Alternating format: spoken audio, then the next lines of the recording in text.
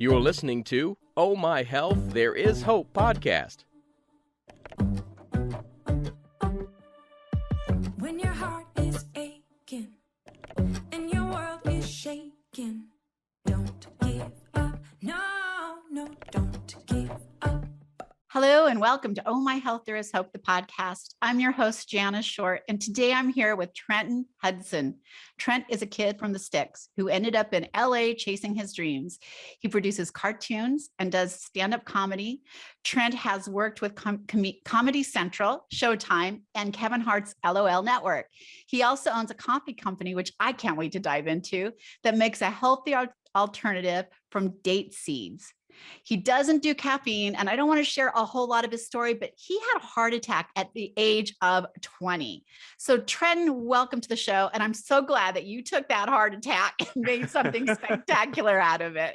Yeah, me too. Thank you so much for having me. I appreciate it.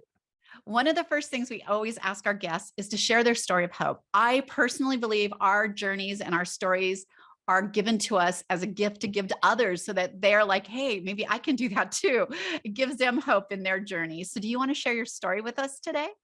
Yeah, I would love to. And I absolutely agree. I think, there's, my story is obviously, you kind of alluded to it. I had a heart attack when I was 20. And I think, everything happens for a reason, even if sometimes you can't figure out what that reason is for a while. But it led to a lot of really good things. And so, yeah, it was one of those fluke things. I don't have a history of heart conditions in my family, and I never had any issues growing up as a kid. And then one day it was a Sunday morning, I was 20 years old, and I woke up and my right arm was just killing me. Got up and walked it off, didn't think much of it, laid back down, it came back, and then my left arm started to hurt, my whole chest started to hurt. It was like pressure, it felt hot. It wasn't super painful, but I was like, you just kind of pay attention to your body and you're like, this is alarming, this is weird, I shouldn't feel like this. So I went to the hospital, and turns out I was having a heart attack. And then I had another heart attack 15 months after that. So basically, I have two aneurysms in my LAD. And for anyone listening who maybe doesn't know what an aneurysm is, it's essentially when the wall of your artery weakens and your artery will kind of expand and balloon. And so instead of your blood flowing straight through your artery as it should, it'll kind of tumble around in that aneurysm, and it'll clot. So each one of those aneurysms, they clotted. That's what caused each one of my heart attacks. And since then I've always been a really healthy person in general. I played sports growing up, loved to work out, exercise, do all that. But since then it's kind of like I had to take it up a notch, right? And now, due to that plus other things too, I had other health kind of issues growing up. I have alopecia, which is pretty manageable for me, but I also have dealt with psoriasis before. But those pretty well stay under control as long as I'm eating really well. And basically I try to give myself a rule that, like, if it doesn't come from the earth, I don't eat it. Although I don't eat like completely vegan, I do eat animals. But I try to steer clear of, basically, if humans make it, I try to stay away from it. I know humans really messed it up. They started packaging. Yeah, we did. Yeah, I mean, like, grandma's cooking, obviously that's the kind of human food we want. But the grocery store, if it's in a box, I'm probably not gonna pick it up. Trent, I don't remember if you'll remember this, but I remember going to my grandma's house as a little kid and thinking, we're going to starve here. I'd look in her cupboards. There was like no Pop-Tarts or anything that was super easy. And I'd be like, I'm hungry. She's like, I'll feed you. And she would come out with this amazing meal. I'm like, where did she get that?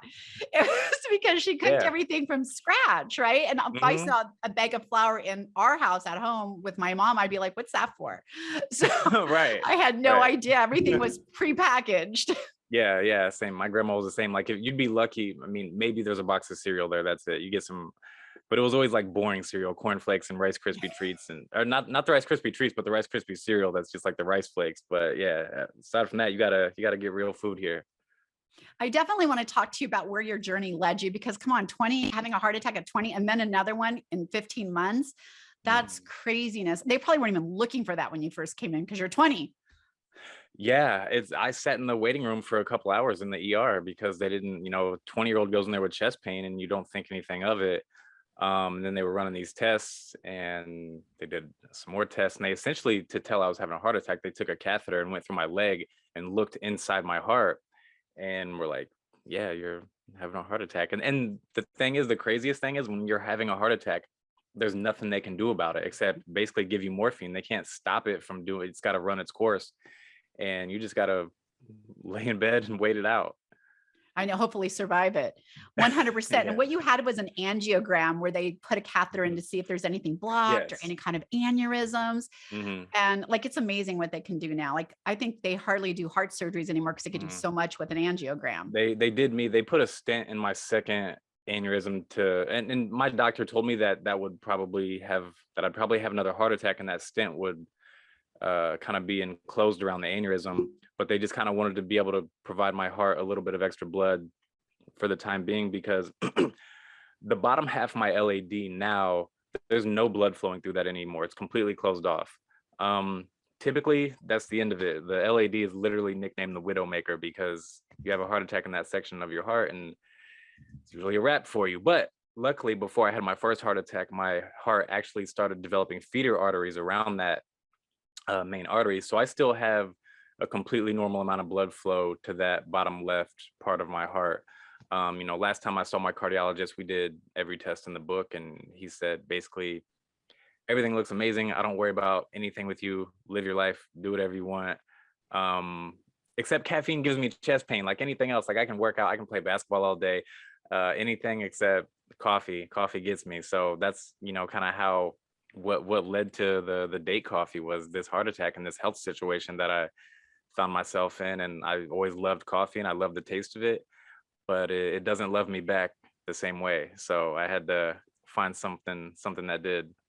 That's what I want to talk to you about too, is your coffee and an alternative. Because I've told you before the show, I've tried other alternatives, and my doctor just recently told me I have to give up the 1 cup I'm having a day now, Yeah. because it's causing heart palpitations for me. Mhm. But I'm not 20, I'm in my 60s. So Yeah. I'm like, so pretty soon you have to give up that stuff. But what made you decide to find something? And oh my goodness, why date seeds? It's kind of just the circumstances just kind of aligned for me, because so I was already, giving up coffee, and I'll still have coffee every now and again, but it's like I never do it 2 days in a row. I never do 2 cups in one day. Usually I pretty well steer clear of it unless maybe if I have a long drive ahead of me or something. But so I was looking for something to replace it already. And I live in Southern California, and there's a lot of date farms out here, so dates are readily abundant. They're at every grocery store. So I started eating a lot of dates when I moved to LA, and I noticed myself throwing away a lot of date seeds. So I'm one of those people who I just happen to kind of like to find ways to recycle different food products. So I'll Google, like, what can I use for date seeds? What can I do with leftover avocado pits, whatever it may be. And it turns out you can turn date seeds into coffee. So I started making it for myself, and I got tired of making it. I wanted to just go buy it in the store, but I couldn't find it. So I'm like, okay, well, here's an opportunity to provide that, because I know if I want this, I know there's other people in similar situations as me that can't have coffee, or, whatever it may be, that they're looking for something to replace it. And I was just like really happy to be able to fill that void for people, because, to be able to help people that are in situations like me, or even like, my mom was completely addicted to coffee like her whole life. Like I remember she would drink a pot a day growing up. Like she'd get up in the morning, start a pot of coffee, and drink the whole thing as she's getting ready for work and, getting the kids together for school and everything. And she pretty well stuck to that until recently. Within the last year, she told me now she'll have like 1 cup of coffee a day, not a pot, and then she'll switch to the date coffee. And like my dad he's type 2 diabetic, and his doctor told him he shouldn't be having caffeine. So to be able to still have that coffee fixed without all the negative effects. And the great thing about the date coffee is it's not like just something that tastes like coffee. It's not just a quick replacement. It's actually super healthy for you. They're considered a superfood. And the date coffee is rich in vitamins, minerals, antioxidants, fiber, iron. So yeah, it was just like everything I was looking for, and it checked like all the boxes of everything that it's all natural, it's super healthy, it tastes good, it's gonna I still get to keep my morning ritual of having the coffee and watching the sunrise and do this and that. So it was like just a win-win-win for me to be able to have that for myself and share it with others. So for the date seeds, when you're using those, most people drink coffee because they need that caffeine. Hmm. Like they need that energy. Yeah. They like start depending on that. Like that's how I get Yeah. moving in the morning. That's the only Yeah. time I have my coffee is in the morning. Hmm. Does the date seeds have the same sort of effect? Does it help with energy, but not causing heart issues Yeah, or? yeah. So it helps with your energy because I mean it's really the equivalent to, having like a small plate of fruit in the morning. So it gives you real energy, and there's more energy. Like eating an apple gives you far more energy than a cup of coffee does, because coffee doesn't actually give you energy. What coffee does is the caffeine blocks the receptors in your brain that are responsible for receiving messages of drowsiness. So you're not actually getting any energy. You're just tricking your mind into thinking you don't need it. I did not know that. I Yeah. literally thought there's something. No, So how come there's it gives nothing us in heart coffee palpitations and all that jitteriness? because caffeine constricts your arteries and Ooh. decreases blood flow. So date seeds versus caffeine. I think that I would definitely want to try date seeds because again, I'm all plant-based Yeah. and I'm always trying to Hmm. switch out for something holistic. And I was telling you, I tried the mushroom coffees. I just Yeah. didn't like the taste. They have great Yeah. health benefits, by the way. Yeah. So for those of you who do like the taste, keep drinking it instead of coffee. But Hmm. I did not like the taste. I tried multiple brands and it just wasn't for me. Yeah. So how Same. does Same. date seeds compare? So I've had a lot of different coffee alternatives, and I'm like you, like I want the coffee flavor, right? And the mushroom stuff, it's healthy, but it doesn't taste anything like coffee, and it's kind of it tastes like a little too earthy for me, right? But I would say the date coffee, our classic blend, it's like coffee, but it's slightly sweeter and slightly smoother. Ooh. So it's a little less bitter version of a good coffee. So I put cream in mine to get rid of that bitterness. So I would love to not Yeah. have to use cream in Yeah, it. yeah, I do too. I've gotten to the point like I don't use the dairy cream anymore. Typically, when I make coffee, I sweeten it with I use a little bit of honey, and I put coconut cream in it. Ooh, yum. Yeah, so I just get like the organic coconut cream and put a little bit of that in there. One of the things I wanted to talk to you about too is your struggle with alopecia and Hmm. how you've been able to start managing that. Like, is it something different you're doing with your diet? I always tell people, Yeah. especially when they have alopecia or they have eczema or psoriasis, like you talk about, a Hmm. lot of times that's toxins in our body and our skin is an organ and we forget that and things Yeah. have to exit. And Hmm. so they will push out through the skin and you can get acne, you can get hives if it's a really bad reaction, right? And a Hmm. lot of times it shows up as eczema and psoriasis. And the funny thing is, when I was growing up as a kid, I knew nobody who had eczema and psoriasis. Same. Nobody. Same. Now I throw a rock and I hit somebody struggling with it. And I'm like, it's got to be something we're eating A hundred because it's percent. got to exit our body, right? 100%. And it's not just the things it's everything. It's the things we're eating. It's the things we're drinking. Like our tap water is filled with all the things that we know it's filled with. The sugary drinks that are at the store that we drink. I live in Los Angeles. The air we breathe, Mm. um, terribly toxic. So it's a combination of all those. But yeah, for me, it's obviously what we eat is probably the biggest factor out of those. I say probably because I don't know for sure. I'm not a scientist in this realm, but in my experience, I've been able to fairly control my alopecia with what I eat, and the same goes for my psoriasis. Right now, I do have like, so for the people watching and not just listening, I have like this pretty decent sized bald spot in my beard, right beside, kind of where like my mustache and beard meet. Um, but that's from the holiday season, me eating a bunch of sweets and cookies and pastries and all that, because this started around Halloween when I started to enjoy the holiday season.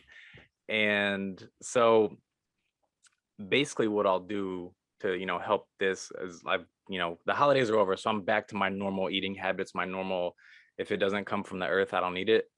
um, but a lot of times I'll do a cleanse and I practice fasting a lot. I'll typically do a day-long fast, sometimes a day and a half, 2 days. But every now and again, I've done a 3-day fast before and I've done a 5-day fast before. So I'll eat like super healthy leading up to it, do my water fast for 2 to 5 days, depending on, the level of toxicity I feel like I need to rid my body of. And then I'll get right back into eating super healthy. And there's like a process that I go for, you know, it's you don't want to just stop eating for 3 days. 3 to 5 days. I essentially do like I'll eat only uh alkaline, so fruits, vegetables, things that come from the earth like that, all organic. And then I'll do a couple days of just raw fruits and veggies, and then I'll start my water fast, that if it's going to be more than like 3 days. And then I'll go back and I'll break it with something really light, some fruit, eat super light raw fruit the first day, and then slowly progress back into eating, you know, bigger meals, cooked food, this and that. And generally when I go through something like that, everything is just better. Like my alopecia is like non-existent. My skin looks great. I remember the first time I did a 3-day fast like that, and my brother was like, "Oh my God, you look way younger." And this was, you know, at the beginning of when I really started to do it, really disciplined and make sure I was sticking to it. And another thing I think we do, especially in America, is we overeat so often. And the Japanese have this saying, I don't know what it is in Japanese, but it translates to eat to 80%. So I try to do that too. And, you know, I try to look into a lot about the human body and how it works and this and that. And especially I try not to eat. I don't eat big meals late anymore. Maybe every now and again if I'm out like celebrating a dinner or something for a birthday or someone I love. But generally I eat my bigger meals. I try to do it before 4 o'clock, and I don't eat after 7, because when I go to bed, I want my body to be healing, doing the things it needs to do, repairing itself, doing the things it needs to be doing when we're asleep. And I don't want my body spending that energy digesting a large amount of food. So from my experience, that's worked for me. And, you know, I've talked to other people who kind of are in similar situations with the alopecia and psoriasis, eczema, things like that. And, you know, generally the people that I know that have found a way to control it, it starts with their diet. I think everything starts with our diet. Seriously, our Mhm. bodies need fuel to do what Mhm. it has to do. Yeah. And I want to just talk a little bit about the fasting, because I'm not a big advocate of fasting. I call them Mhm. resets, Mhm. but your body, absolutely. So when I say I'm not a big fan of it, I literally stop eating at a very specific time every day and don't pick it up again until a very specific time the Yeah. next day. So my body has a chance to reset. And Mhm. if I go out and eat, and I have a glass of wine, I eat Mhm. something that I normally wouldn't eat. Sometimes I have to do a reset when I get back, and which means I Yeah. go for a day without eating and just letting my body get back and reset to going back into the healthier choices I make. Yeah. Eating out is, like, for me, the hardest thing. Like, I'm scared to eat out anymore because I don't know how they're Yeah. preparing it. Yeah. I'm Same. all Same. vegetable based, and I do whole food vegetable based. And so I'm Mhm. like, what am I eating? I don't know what I'm eating in front of me. Even if it says Yeah. vegan, what does that mean for you? Yeah. Well, my biggest thing about eating out is, you know, I can handle all the other stuff, but I haven't bought any vegetable oil, canola oil, anything like that in years. I try as hard as I can to avoid that at all costs, because vegetable oils, and most people don't know this, are literally like one of the very worst things at the grocery store that you can put in your body. If I watched a video one time on how it's made, and after that video, I was like, oh my God, never again. It's essentially it's not even made from vegetables, first of all. It's Yeah. made from like cotton seeds and stuff like that. And it's essentially heated up super high. It's a leftover waste material that they just figured out how to make it slimy and clear and trick people into eating it. It's You it's can like, smell it, by the way, when it's cooking. oh You yeah, can smell the chemicals, whether if you yeah, were using like a organic olive oil or yeah, avocado oil, and yeah. you can smell the difference. And Hmm. it heats different. You can heat at really Yep. high temperatures because it's not Yeah. natural, Yeah. right? Yeah. And if you're Exactly. cooking with avocado or not Hmm. sunflower oil, that's not so great either. Yeah. You But don't I want use that. avocado, and I use olive oil that we have a friend in Italy that sends it Yeah. to us from his olive Yeah. groves. Yeah. But That's all I it's use too, in delicious. coconut oil. Yeah, and coconut oil. Yeah, I've been that's all I use. Avocado, olive, and coconut oil. I don't use anything else anymore. By the way, pop your popcorn with coconut oil. It is Oh, delicious. already doing So it. good. Already doing it. Yeah, so good. So it really does change what happens. And when we're talking about toxicity in your foods, Hmm. please don't forget what you're putting on your skin. Like I know so many women who are grabbing lotions and they're full of chemicals and perfumes and they're putting it on their skin. Your skin is an organ. Where do you think that's going? It's absorbing. Yeah, And I'll say, God, sorry, I don't want to no, go interrupt, but I want ahead. to say something about the alopecia real quick. Another thing that really helped my alopecia incredibly, like, was castor oil. Oh yeah. Black castor oil helps so well, and it helped with my psoriasis too. And I know people who use it for their eczema. I also know like a lot of people who use it for their alopecia also. I know a couple women who um get it like in their eyebrows and just like kind of random spots like on their arms and stuff like that, and they were like, yeah, put it in my eyebrows, and it's like helps better than anything. Do you know with coconut oil, I make all my lotions out of coconut oil. You can froth Hmm. that thing up Oh yeah. and you just use it as your body lotion. It's just Hmm. pure coconut oil. I know Yeah. all of my daughters used it when they were pregnant, didn't get any stretch marks, but they would Nice. lather themselves up with coconut Nice. oil. Yeah, yeah. I So it generally works use really well. I use coconut oil a lot. Most of the time I use jojoba oil.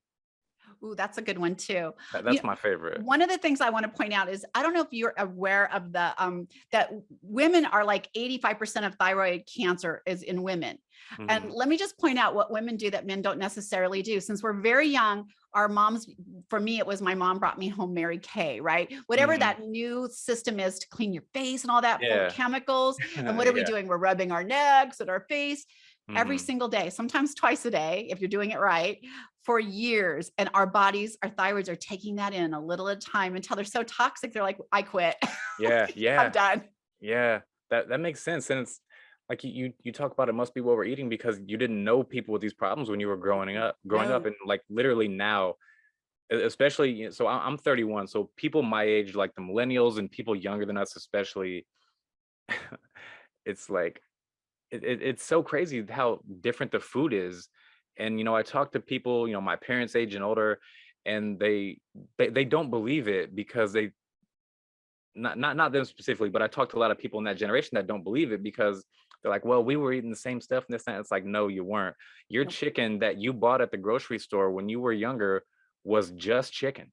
Yep. It was filled with hormones and Right. antibiotics and Yeah. So now it's filled with whatever they can fill it with to get the chicken grown up faster to sell it. But yeah, it's not the same. I mean, seriously, how many of you guys have bought a roasted chicken at Costco?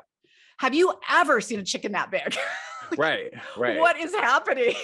The limes that I see at the grocery store now, I'm like, these limes are like the size of oranges. This is, I mean, because they pump them full of hormones too, because they sell them by weight.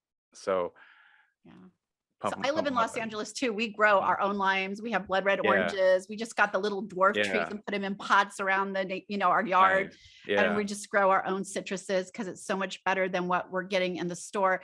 And again, like apples are a season, oranges are a season. But here Hmm. in the US, I can walk into a grocery store in any state, in any state in the US and grab any piece of fruit, a berry, Every day of the year. every day of the year. Why? Like that's not good when it's sitting on my Mhm. shelf and lasting 2 months, Yeah, like on my yeah, counter. yeah. Something's not right. It's funny that you say lasting 2 months because I wish I remembered the exact numbers, but it was something along the lines of it, how long it takes a human body to decompose now because we eat so many things Mm. with preservatives in them. And when you die, your body should decompose like in a few days if it's uh exposed to oxygen. Like a week you should be, but now it takes like a couple months. That's so crazy. Like we're filling ourselves full of, I don't know, horrible things, not even being aware of it. Yeah, Like we're trying our yeah, best. yeah. That's Even the me being thing. aware, I'm still putting toxins in my body Same, because you can't help it. But if you can same. minimize it, I'm telling you what, you will feel like a totally different person. Like, do you not feel better now that you've changed your diet and what you're looking into? Yeah. It's insane. Like until you do it, you won't even believe how much better you'll feel. It's I especially agree. when you cut sugar out. So I can tell. So like when the holidays roll around, I'll eat a few cookies, and then the next day I can feel the acidity in my body. Um, just even the little things, and I hardly drink alcohol anymore. I pretty much only drink if I'm like going out to celebrate something. I'm not like a go out every weekend and drink just a drink type of person at all. But I have like one, like a half of a drink, and I can feel the alcohol in my body. And it's like whenever you get, I'm just like addicted to my body feeling good. I love waking up and always feeling good. So that's why, I steer clear of all the nonsense, and especially the sugar. The sugar is what Mm. will make you feel so bad. And so many people feel bad, but they don't know that they feel bad because it's just normal to them. And I used to do that too, because I used to eat, a high sugar, because the standard American diet is high in sugar, high in all the stuff you don't want. But once you can kind of break away from that, and you're just like, oh my God, this is how we're supposed to feel. Like my body just, I don't feel like anything. I just feel normal. Versus like you have the sluggishness, you can feel the acidity in your body. You can feel that something's just not sitting normal in you. So once you can, break away, it's like you're just, it's like a light bulb goes off, right? And just everything is better. Everything is different. And you just, I love myself more because I love waking up feeling good. I don't wake up drowsy. I don't wake up to an alarm clock. I wake up excited to get up and start my day and feel good and continue to feel good throughout the day. You got to kind of like almost trick yourself into just like trick yourself isn't the word, but it's maybe, because it's so hard to do. You just like make a habit of forming good habits, because habits rule our lives, right? So if you can make a habit of forming good habits, and that's what I've tried to do. And obviously, we have days where we fail and don't, reach what we're trying to do. But that's, I try to, have everything lead into the next thing. So I wake up feeling good, and I want to maintain that. So I'm like, I can't wait to like make this soup today, or whatever I'm making that's like going to help keep my body feeling, in that way. And I get excited to go to bed early so I can continue feeling good and wake up the next day and feel good and do it all over again. Trent, no truer words. Let me tell you, I tell people I wake up every morning now since I had my health scare almost 11 years ago. I wake up every morning, my feet hit the ground and I'm full of energy and my heart is full of joy every single day. I never like every single day. And it was worth it for just that moment in the morning, getting up and having that joy run through you. I want you to tell everyone the name of your coffee, your alternative coffee, where they can find you and connect with you and learn more about everything that you're doing. Yeah. So my coffee is called Korma with a K. It's Korma. So it's Korma Date Coffee. You can find it at kormacafe.com. Any questions you want to know about it, there's a lot of info on there. You can find me, like the easiest place to get in contact with me personally is Instagram. It's Trenton Hudson is my handle. Any other social media outlet, I probably won't respond. I don't spend much time there. And also Korma Cafe on Instagram. And on our website, we do free shipping. You get 20% off your first order. We also have free reusable K-Cups if you don't have a coffee maker and you like the Keurig machine. But yeah, that's the gist. Thank you. We're going to put all of this in the show notes. You can connect with Trenton really easily. And I checked out his social media. It's pretty awesome. So you're going to want to follow him there. And if you want to reach out and tell him, hey, I heard you on the podcast and I'd love to know more. Oh, and I got more stand-up comedy coming to the social profiles too. Yay. Can't wait. I love comedy. Yeah. Thank you, Trenton, for being with us today. Thank you so much for having me. The pleasure was all mine. Thanks for listening to the Oh My Health, There Is Hope podcast. Make sure to visit Jana's website, bestholisticlife.com, where you can subscribe to the show on iTunes, Google Play, or listen there, so you'll never miss an episode. While you're at it, if you found value in the show, we'd appreciate a rating on iTunes, or if you simply tell a friend about the show, that'll help too. Let's change the world together, one health expert at a time. Looking forward to seeing you next time.